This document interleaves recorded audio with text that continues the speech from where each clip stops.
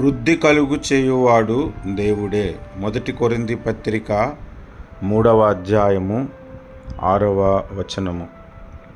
దేవుడు వృద్ధిని కలుగు చేయువాడు, అభివృద్ధిని కలుగు చేయువాడు.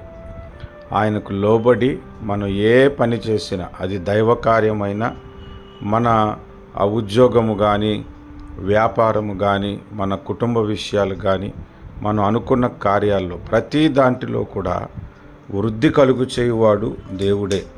కనుక ఆయన నామాన్ని కీర్తించి, స్తుతించి, ప్రార్థించి వృద్ధి చేయమని ఆయన్ని మనము ప్రార్థన ద్వారా వేడుకుందాము. నాతో పాటు ప్రార్థనలో ఏకీభవించండి. పరమ తండ్రి యేసయ్య, నీకు వందనాలు. వృద్ధి చేయు దేవుడా, నీకు వందనాలు. కార్యము సఫలము చేయువాడా, నీకు స్తోత్రాలు చెల్లిస్తున్నాము. ఏ విషయాలలో మేము వృద్ధి చెందటలేదో మీరు ఎరిగిన దేవుడవు.